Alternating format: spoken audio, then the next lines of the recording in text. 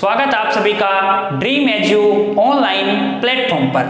पिछले टॉपिक में हमने बात की थी कार्बनिक यौगिक व उनके अपरूप। आज हम बात करेंगे कार्बनिक यौगिकों का नामकरण। तो हमारा टॉपिक है कार्बनिक यौगिकों का नामकरण। अब नामकरण नाम सुनते ही हमारे दिमाग में एक ही विधि का नाम आता है, वो विधि है IUPAC।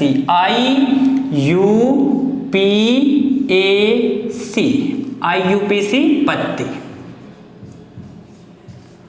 IUPAC का फुल फॉर्म है international union pure applied and chemistry. यह एक अंतर्राष्ट्रीय मानक संस्था है जो कार्बनिक यौगिक तत्वों को नाम देती है और जो सर्वत्र मान्य है।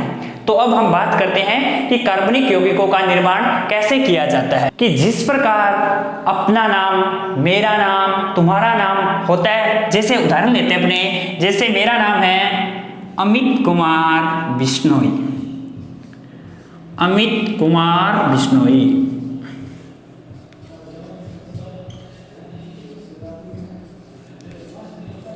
क्लियर? देखो ये हम कोई भी जैसे अपने फॉर्म भरते हैं उसमें आता है फर्स्ट नेम, मिडिल नेम, सुरनेम। उसी प्रकार ये पहला होता है प्रथम, मतलब फर्स्ट नेम, प्रथम नेम। ये होता है मिडिल यानी मध्य नेम, और ये होता है सुरनेम। सुरनेम जिसमें जाति को अपने इंक्लूड करते हैं या पिता का नाम जो भी इंक्लूड करते हैं वो लोग, पीछे वाला सुरनेम, मध्य नेम, प्रथम नेम। और एक नाम अपने आगे लगाते हैं, जैसे श्री, मिस्टर, जैसे मैंने लगा दिया श्री। तो ये क्या होता है? पूर्व लगन। इसे हम कौन सा कहते हैं? पूर्व लगन। इंग्लिश में कहते हैं प्रीफिक्स। क्या कहते हैं इसे? प्रीफिक्स। हिंदी में बात करते हैं उपसर्ग की। हिंदी में पूर्व लगन को क्या कहते हैं? उपसर्ग। उसी प्रकार जो लास्ट में नाम आता है उसे हम कहते हैं, इसे कहते हैं पूर्व लगन, उसे कहते हैं अनुलगन। उसे क्या कहेंगे? अनुलगन। जिसे कहते हैं सरफिक्स। क्या कहते हैं उसे? सरफिक्स यानी प्रत्यय।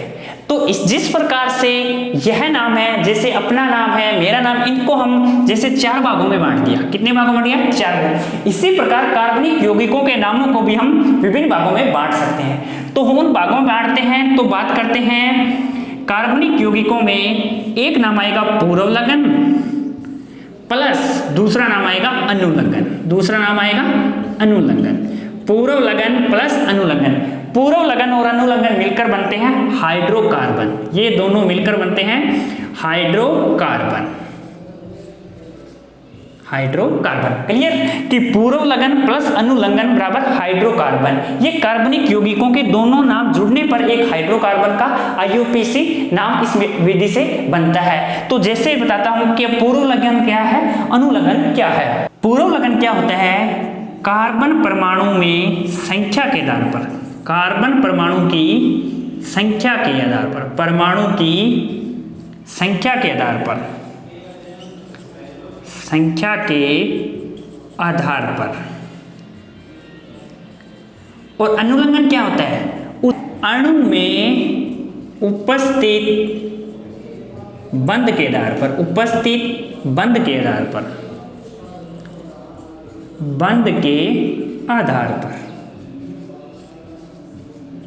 तो पूर्व लगन प्लस अनुलगन बनता है हाइड्रोकार्बन। क्या बनता है? हाइड्रोकार्बन। अब नाम से ही पता चलता है कि हाइड्रोकार्बन क्या होता है। हाइड्रोकार्बन जिसमें hydrogen plus carbon, hydrogen plus carbon, hydrogen plus carbon, hydrogen और कार्बन के यौगिक मिलकर जो समूह बनता है वो बनता है हाइड्रोकार्बन। तो ये क्लियर हुआ कि पूर्व लगन प्लस अनुलगन बनता है हाइड्रोकार्बन, जिसमें पूर्व लगन की पहचान क्या है? कार्बन परमाणु की संख्या के आधार पर, और अनुलगन है अणु में उपस्थित बंध के आधार पर। दोनों मिलकर हाइड्रोकार्बन का निर्माण करते हैं। हाइड्रोकार्बन में हाइड्रोजन व कार्बन के यौगिक होंगे, वो होते हैं हाइड्रोकार्बन। अब हम बात करते हैं कि पूर्व लगन की श्रेणी में कौन आते हैं और अनुलगन की श्रेणी में कौन आते हैं। तो हम बात कर रहे हैं कि पूर्व लगन और अनुलगन क्या है। तो इधर लिखते हैं अपने पूर्व लगन प्रीफिक्स, पूर्व लगन, और इधर लिखेंगे हम अनुलगन। ये तो नाम से ही पता चल रहा है ना, लगन के ऊपर पूर्व, तो पूर्व पहले आएगा, अनु, अनु का मतलब होता है पीछे या बाद में आएगा। तो पूर्व लगन में आती है अपनी कार्बन श्रेणी। कार्बन के अणु, कार्बन अणु पूर्व लगन में आता है कार्बन अणु। तो जो हम लिखते हैं इसकी श्रेणी होती है, जैसे हम लिखते हैं जैसे C1 meth, C2 eth, C3 prop, C4 but, C5 pent, C6 hex, C7 hept, C8 oct, C9 non और C10 डेक। क्लियर? इसको 2-3 बार रिवाइज करोगे ना अपने को याद हो जाएगी। मैथ एथ प्रयोग, but pent hex, hept oct non dec. इनको क्रम से C1 meth, C2 eth, C3 prop, C4 but, C5 pent, C6 hex, C7 hept, C8 oct, C9 non, C10 dec. मतलब ये कार्बन श्रेणी का श्रृंखला है कि ये 1 नंबर पर है, ये 2 नंबर पर, 3 नंबर पर, 4 नंबर पर, 5 नंबर पर, इस प्रकार ये चलता रहेगा 6, 7, 8, 9 और 10। क्लियर? ये कार्बन अणु की एक श्रृंखला है। याद रखना, meth eth prop but pent hex hept oct non dec. Deck बजा देना है अंतिम में। क्लियर? अब अनुलंघन में बात करते हैं। इसमें आती है श्रेणियां। इसमें क्या आती है? कार्बन की श्रेणियां। कार्बन की आती है श्रेणियां। यहां 3 श्रेणी दी गई है, देखते हैं कौन कौन सी। तो सबसे पहले बात करते हैं एल्केन। नंबर 1 पे है एल्केन, उसके बाद में आती है एल्कीन और उसके बाद आता है एल्काइन। क्लियर? ठीक है? एल्केन, एल्कीन, एल्काइन, इनमें मात्रा फर्क एन, इन, आइन। तो एल्केन का सूत्र होता है CnH2n+2। क्लियर? एल्कीन का होता है CnH2n। क्लियर? और एल्काइन का होता है CnH2n-2। क्या डिफरेंस है? Cn Cn Cn सेम, ये तो नंबर है जो ये नंबर दिए हैं। उसके बाद हाइड्रोजन में क्या है कि 2n+2, एल्केन में +2 जुड़ेंगे, एल्कीन में ना जुड़ेगा ना घटेगा, और एल्काइन में -2 कम होंगे। क्लियर? ये है सिंगल बॉन्ड। ठीक है? एल्केन में alkene double bond, alkyne triple bond. जैसे कैसे? कार्बन के आगे लिख सकते हो, इनके बीच में क्या है? ये देखो, single bond, triple bond. Clear? इसे हम कहते हैं संतृप्त हाइड्रोकार्बन। क्या कहते हैं? संतृप्त हाइड्रोकार्बन। हाइड्रोकार्बन जिसमें सिंगल बॉन्ड है और जिसमें डबल और ट्रिपल है दोनों, इन दोनों के हम कहते हैं असंतृप्त। इन दोनों में कौन सा हाइड्रोकार्बन है? असंतृप्त हाइड्रोकार्बन। क्लियर? इनमें single bond, double bond, triple bond. इसका पूर्व लगन क्या लगेगा? एन। याद रखना इसको, एन, इन, आइन। क्लियर? इनके पूर्व लगन क्या है? एन, इन, आइन। इसे कहते हैं, एल्केन को कहेंगे पैराफिन्स और इन्हें कहेंगे ओलफिन्स। ओलफिन्स। क्लियर? तो ये देखते हैं अपने, देखो कार्बन अणु की जो श्रेणी है उसको देखो, रिवाइज करो मेरे साथ। Meth eth pro but pent hex hept oct non dec. Clear? ये है कार्बन अणु जो पूर्व लगन की श्रेणी है। और अनुलंघन की श्रेणियां 3 हमारे पास, एल्केन, एल्कीन, एल्काइन। एल्केन में सिंगल बॉन्ड, एल्कीन और एल्काइन में, एल्कीन में डबल, एल्काइन में ट्रिपल बॉन्ड। यह संतृप्त हाइड्रोकार्बन है जिसमें एकल बंध पाया जाता है। जिसमें डबल बंध और ट्रिपल बंध पाया जाता है वो असंतृप्त हाइड्रोकार्बन है। इसका लगन, ये याद रखना, ध्यान रखना, इसका लगेगा एन, मतलब ये पीछे वाला वर्ड यहां से निकलेगा एन। उसी प्रकार इसका इन और इसका क्या लगेगा? आइन। ये दोनों चीजें अपने को याद होगी तो आप 5 सेकेंड के अंदर IUPAC नामकरण कर दोगे। जो बेसिक का अपना IUPAC, जिसमें हम बेसिक की बातें अध्ययन करे हैं, बेसिक IUPAC नामकरण। अब हम देखते हैं कि छोटे से छोटा IUPAC नामकरण किस प्रकार होता है, ये याद रखना है अपने को। ठीक है? देखो ये हमारे पास लिखे हुए हैं। अब एग्जाम्पल लेते हैं अपने, सबसे पहला और छोटा एग्जाम्पल। देखो ये 4 क्यों लगा है? ये तो हमने पीछे वाले वीडियो में देखा था कि कार्बन की संयोजकता कितनी होती है? 4 होती है, क्योंकि कार्बन क्या है, 4 तरफ से क्या होना चाहिए, जुड़ा होना चाहिए। क्लियर? CH4, तो हम इसको क्या करें, ये देखो इसकी क्या बन गई, एक श्रेणी बन गई ना। देखो C1H कितने हैं, 4। अब इसमें हमें क्या देखना है कि इसमें बंध कौन सा पाया जा रहा है। देखो ये कौन सा बंध है, एक लगा तो सिंगल बंध है, मतलब एकल बंध है। एकल बंध लगते ही हमारे दिमाग में आ जाना चाहिए कि कौन सी श्रेणी का ये, एल्केन का। पहले का एल्केन का। तो सबसे पहले देखो कार्बन कितना है, 1। तो कार्बन 1 है, तो कार्बन 1 पे हमारे पास नाम क्या है, मेथ। तो हम इसका नाम क्या लिखेंगे, मेथ प्लस श्रेणी कौन सी है, एकल बंध है तो एल्केन। एल्केन का हमने अभी अनुलंघन पढ़ा था, क्या होगा, एन। तो ये जुड़ के संधि बन जाएगी क्या, मेथेन। ऐसे संधि होता है ना, 2 शब्दों से मिलकर संधि का निर्माण होता है, तो ये बन गया मेथेन। यही तो IUPAC नामकरण है। बस इसी पद्धति की ये बेसिक्स है, इस प्रकार से इजी से लेकर टक तक चलेंगे। ये CH4 का एक छोटा सा एग्जाम्पल है जो मेथेन का है। अब अपने तीनों श्रेणियों का एक एग्जाम्पल लेके चलते हैं, तीनों श्रेणियों की बात करते हैं। जैसे मैं नंबर उठाता हूं, जैसे अपने मान लिया 3 नंबर को उठा लिया, यहां से बात करेंगे अपने प्रोप के बारे में, ठीक है। तो पहला एग्जाम्पल जैसे मेरे पास है C3H8। क्लियर? अब इसको चेक करो कि इसका नाम क्या होगा और इसमें कौन सी श्रेणी होगी। तो सबसे पहले हम क्या करेंगे, C कितनी बार है, 3 बार, 1 2 3। क्लियर? उसके बाद में H कितने हैं, 8 है, और कार्बन कितनी संयोजकता है, 4 है। तो हम जोड़ते देखो, 1H 2 3 4 5 6 7 8 जुड़ गए ना। देखो कोई भी कार्बन उठाओ, 4 संयोजकता है उसकी, और कितने H बन रहे हैं, 8 बन रहे हैं। कार्बन कितने हैं, 3। तो सबसे पहले C3 नाम आ गया, तो C3 नाम आते हमारा क्या होगा, यहाँ से प्रो। क्या नाम उठाएंगे, प्रो प्लस बंध कौन सा है, सभी में एकल बंध आ रहा है, सिंगल बंध, तो श्रेणी एल्केन। एल्केन का अनुलंघन क्या होगा, एन। तो इसका नाम क्या बन गया जी, प्रोपेन। क्लियर? आया समझ? नेक्स्ट एग्जांपल देखते हैं, C3 का ही देखते हैं। जैसे एग्जांपल हमारे पास C3H6। क्लियर? कार्बन कितने हमारे पास, 3, तो लिखते अपने 1 2 3। क्लियर? H कितने हैं, 1 2 3 4 5 6। क्लियर हो गए? देखो C3 थे, H6 कंप्लीट हो गए। अब चेक ये करना है कि कार्बन 4 तरफ से जुड़ा हुआ है या नहीं, क्योंकि कार्बन की संयोजकता कितनी होती है, 4। देखो यहाँ कार्बन लगा है, इसके 4 बंध है। क्लियर? यह कार्बन कंप्लीट। इस कार्बन के 1 2 3 4 कंप्लीट है। इस कार्बन में देखो एक यह है और एक ये, तो यहाँ कितने बंध कम पड़ रहे हैं, 2 कम पड़ रहे हैं ना। तो इसलिए हम यहाँ क्या लगाएंगे, डबल बॉन्ड। अब यहाँ क्या लगा दिया, डबल बॉन्ड।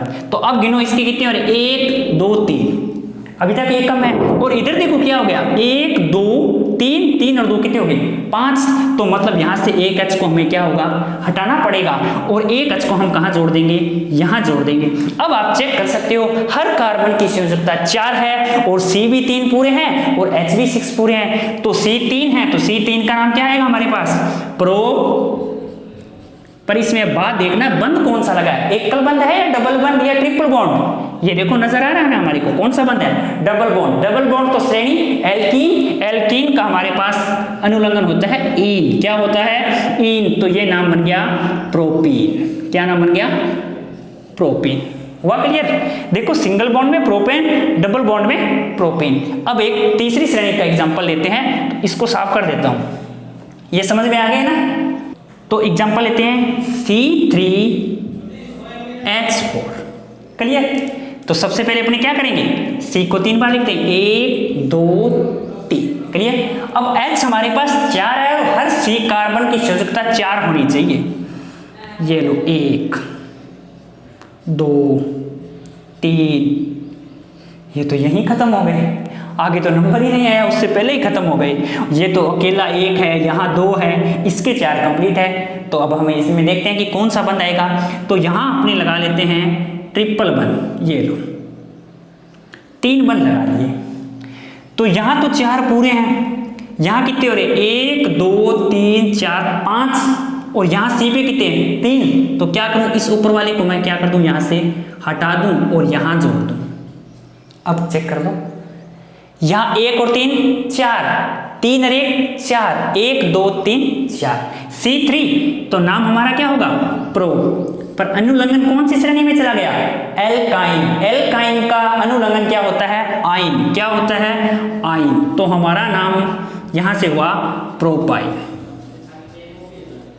प्रोपाइन। ये लो, इस प्रकार से आप कार्बन अणु और कार्बन श्रेणी का कोई भी अणु लेकर उसको आप IUPAC नामकरण कर सकते हैं। ये मैंने तीनों श्रेणियों के आपको एग्जांपल बता दिए। एक एग्जांपल और देख लेते हैं यहाँ से बीच में से अपने, जैसे हमारे पास आ गया ये एक एग्जांपल, ये दे दिया जी C6H12। ये लो जी, अब इसका नामकरण करना है, तरीका एक ही रखना है। सबसे पहले कार्बन, कितने कार्बन थे, 6 कार्बन थे। H कितने हैं, 12। 1 2 3 4 5 6 7 8, ये कितने हैं, 5 ही लिखे हैं, एक और लिखो। कितने हो गए, 8 और 1 9 10 11, ये लो 12। अब आपको आइडिया यहीं से हो जाना चाहिए। देखो एक ट्रिक बताता हूं, जब ये संख्या लिखी है इसको गुणा करो, 6 दूनी 12। अगर पूरा पूरा होता है तो बीच वाली होगी एल्कीन।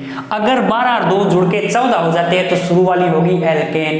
अगर 12 में से 2 घट जाते हैं तो होगा एल्काइन। तो यहां से पता लग रहा है कि 6 दूनी 12, तो ये कौन सी श्रेणी होगी, एल्कीन। एल्कीन में कौन सा बॉन्ड पाया जाता है, डबल बॉन्ड पाया जाता है। यहाँ 2 लगाएंगे तो इस एक H को हटा देंगे और एक H यहाँ पे जोड़ देंगे। अब इसको चेक कर लो, इसकी सारी संयोजकता पूरी। C6 हमारे पास नाम है हेक्स, और इसका अनुलंघन होगा सेकंड है। तो एल्कीन का क्या होता है, इन। तो ये हमारे पास नाम बन गया हेक्सीन। क्या नाम हो गया, हेक्सीन। क्लियर। अब इसमें एक बात और बताता हूं आपको। तो इसी एग्जांपल में हम समझते हैं डबल बॉन्ड ट्रिपल बॉन्ड की कहानी क्या है। देखो यहां से अपने सिंगल बॉन्ड ही रखेंगे, इसको क्या रखेंगे, single bond. Clear. Double bond जैसे मैंने लगा दिया यहां पे, तो अब हमें ये चेक करना होगा कि एक कार्बन को 4 से अधिक नहीं देना है। तो यहां से इस एक H को हटा देंगे, ये 4 हो रही है। इधर भी इस एक H को हटा देंगे, और जहां कम है वहां इसको यूज कर दो।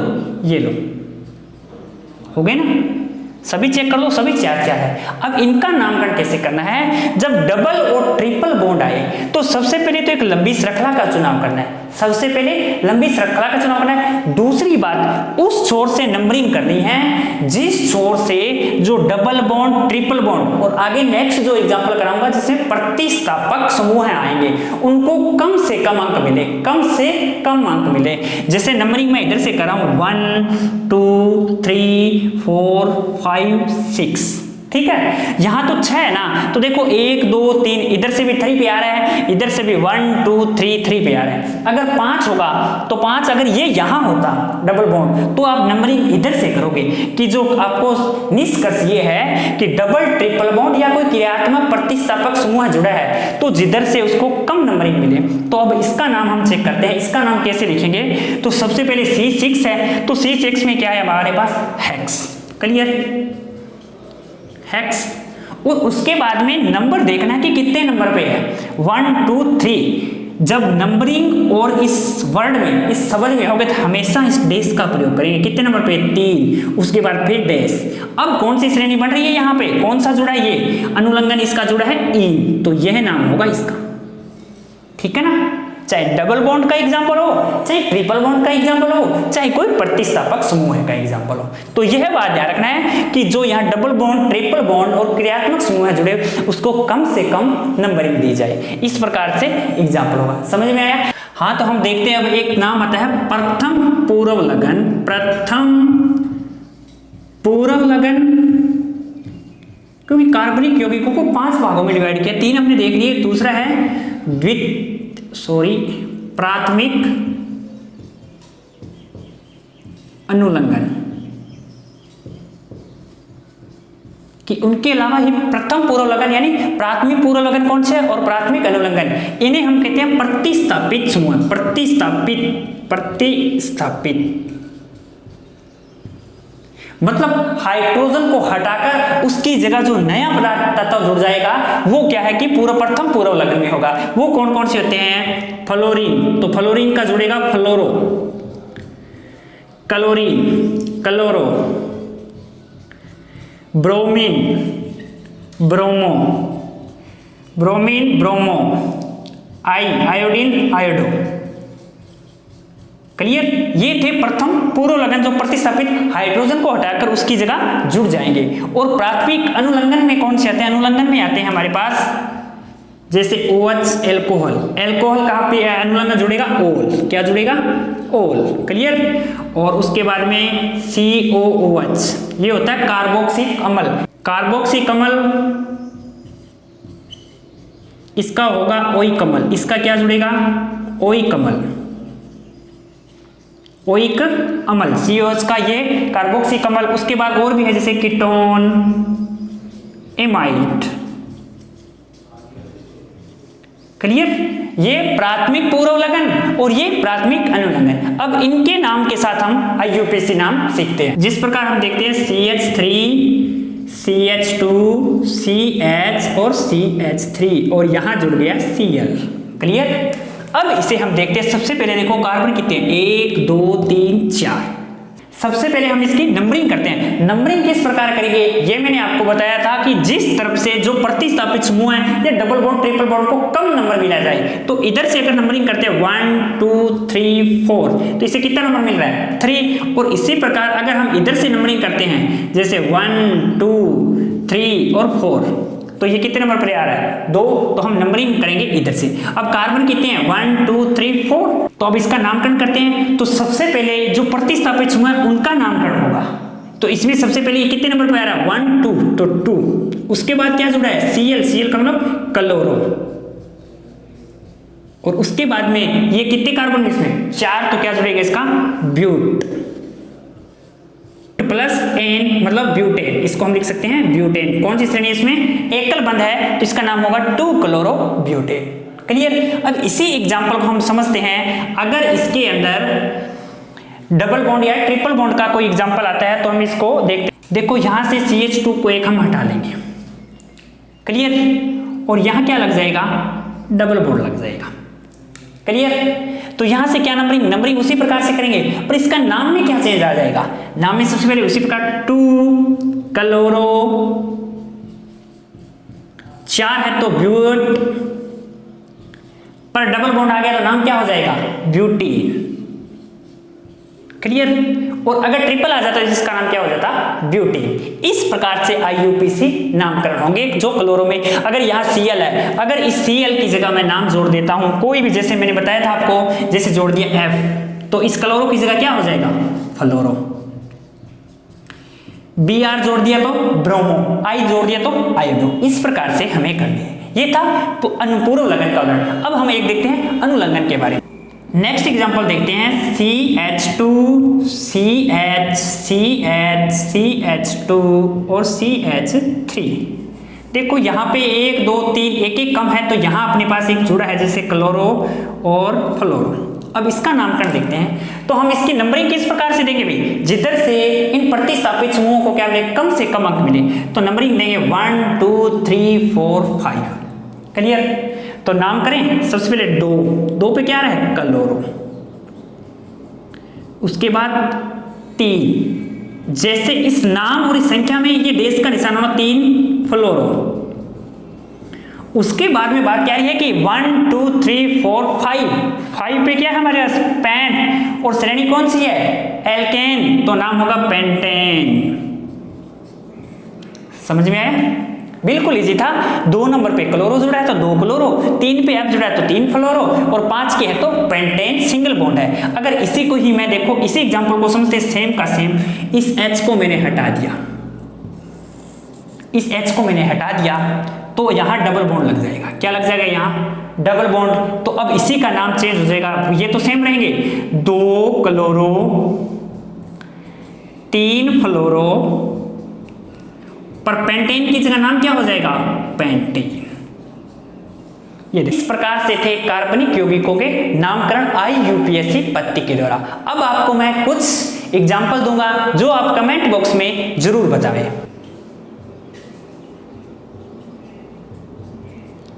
H H H H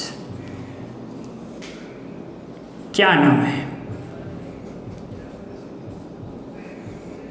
clear? इस क्वेश्चन का आप जवाब कमेंट बॉक्स में बताएंगे। और दूसरा क्वेश्चन है आपके पास CH3 और यहां जुड़ा है आपके पास क्लोरीन। क्या क्लियर?